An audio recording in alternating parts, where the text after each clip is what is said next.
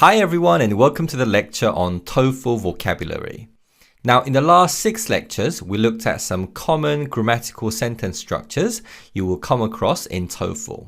However, another key element and possibly an even more important element in understanding the meaning of a sentence is vocabulary. Therefore, if you feel vocabulary is an area of weakness, then it's absolutely vital that you work on improving your vocabulary. We will talk more about how you can do this at the end of this video. Now, one thing to keep in mind is that regardless of whether you have extensive vocabulary knowledge or not, it's important to be prepared to deal with words that you're not familiar with. And this is where you have to use context clues to try to work out the meaning of words. Now, there are many different types of context clues you can use to work out the meaning of words, but we'll focus on 4. Synonym clues, antonym clues, example clues, and inference clues. Let's take a look at synonym clues first. Synonym clue is when similar meaning words nearby help you to understand the meaning of another word. Consider the following sentence. Vulnerable children should be protected by social services as they can be hurt by their carers easily. Now the highlighted word is vulnerable. And vulnerable is an adjective and it refers to someone who can be hurt easily, both mentally and physically. And in this sentence, there is a subordinating conjunction as, which helps to form a cause and effect relationship. So in this sentence, we're saying that vulnerable children should be protected because they can be hurt by their carers easily. So this part about hurt easily relates to the meaning of vulnerable. So whenever you come across difficult words, you should first think about other elements nearby, work out the relations between the elements, and then look for context clues like the synonym clue. Now, antonym clues work in a similar way. Here's an example sentence. Managers tended to view loquacious workers as being less productive, while quiet workers were regarded as hardworking and diligent. So in this sentence, the highlighted word is loquacious, and we can easily spot antonym clues as they are often accompanied by words that form contrast relationships. And in this sentence, we have while. While can be used to form both time order and contrast relationships between ideas. And in this sentence, it's used to form a contrast relationship, as clearly there is no time-related expressions nearby. Also, there are various words that have opposite meaning. And one pair of words that have opposite meaning are the words loquacious and quiet. Quiet is a simple word, and using our knowledge of this word quiet, we can work out that loquacious means talking a lot, talkative. And that's what loquacious means, someone who tends to talk a lot. So any kind of word that forms contrast relationships can help to find antonym clues. Now, the third clue we're going to look at is the example clue. Here's an example sentence. One of the biggest attractions of Los Angeles is the cosmopolitan range of restaurants. For example, there are numerous restaurants that serve Japanese and Korean cuisine, but there are also restaurants that serve different kinds of European cuisine, Indian food, and Mexican food.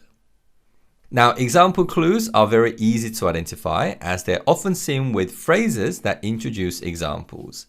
So here we have the phrase for example, but we can also have other phrases like, for instance, like, and such as.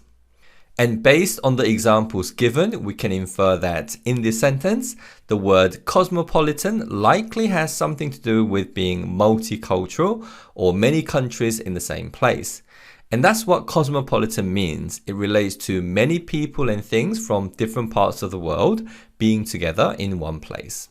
So that's how we can find example clues. Lastly, we have inference clues. Let's first take a look at an example sentence.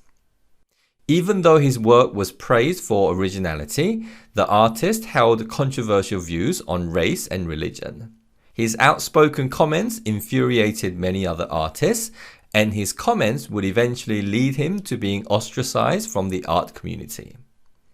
Okay, so the last clue is about understanding the meaning of the text and making an educated guess on the meaning of the highlighted word.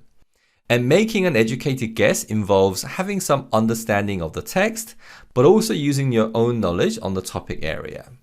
So in this text, we see words and phrases that suggest the artist was probably not liked, as he had views which may have upset others.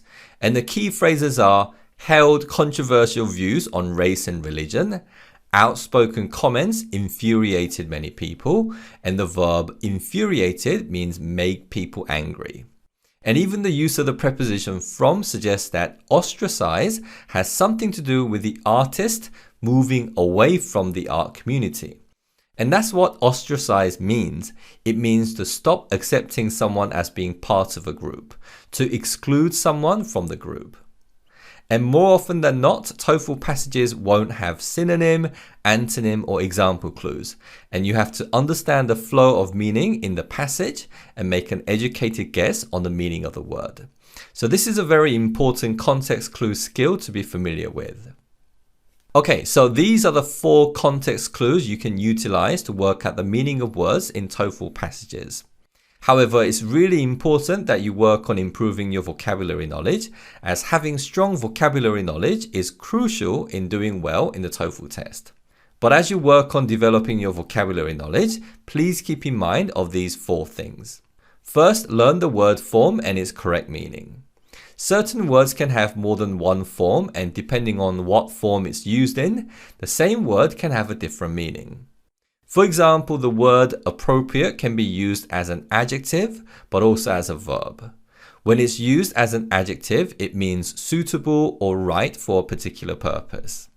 However, as a verb, it can mean to decide how money will be spent officially or to illegally take something away.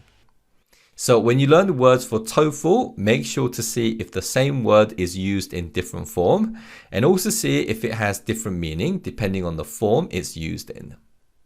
Second, learn different forms of the same word. This means that if you're learning the word obligation, you should also learn its verb form, adjective form, and so on. And the reason for this is because knowing how the same word changes to different word form will help you with paraphrasing, which is a key skill, and we will discuss paraphrasing in detail in the next lecture. Third, you should learn synonyms. And there are 2 reasons why you need to learn synonyms. First, it will help you to choose correct answers in both the reading and the listening. Answer choices in many questions are paraphrased from the original text. So if the original text used the word dishonest, the answer choice may use deceitful. Also, vocabulary questions in the reading section is all about choosing the synonym. So as well as developing your overall vocabulary knowledge, it's also important that you're able to identify synonym of different words. The other reason is because it will help you to paraphrase in your speaking and writing responses. You will often need to paraphrase certain sentences and phrases, as you often have to shorten long text into shorter responses, and having a wealth of vocabulary knowledge will help you with this. Lastly, as you learn new words, take a look at example sentences and see how that word is used. Looking at example sentences and learning about specific context the words are used in will further help you to retain what you're learning. And it will also help you in being able to form your own sentences. Okay, so this has been a rather long lecture, but we have just one more thing to go over regarding vocabulary. And that's how to develop our vocabulary knowledge. Now, there are 2 different approaches you can take, a long-term and a short-term approach.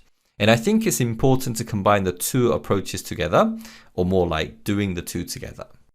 And while there are many ways of learning vocabulary, I would recommend 2 things. One is a more long-term approach, and that's reading extensively. Reading and seeing words used in specific contexts is extremely helpful in learning new words. Additionally, if the reading material is something you enjoy reading, the meaningful engagement with the material will further help you to retain the words you're learning.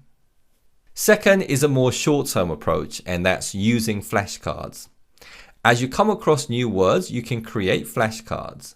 On one side, you can write the word and its form, and on the other side, you can write the definition in your own language if you wish, synonyms, and an example sentence. So in your spare time, you can look at a word and try to think of its meaning, synonyms, and think about how that word is used in a sentence. And then you can turn the card around and see if you were right. This exercise will help you with remembering words in the short term, and if you repeat the exercise many times, it will help you to remember the words in the long term. Okay, so we covered many different aspects of vocabulary in this video, and we are planning to release a course on vocabulary for TOEFL in the future. So please do look out for this course. After this lecture, there is a quiz you can do to practice using context clues from today's lesson. That's it for this lecture on TOEFL vocabulary.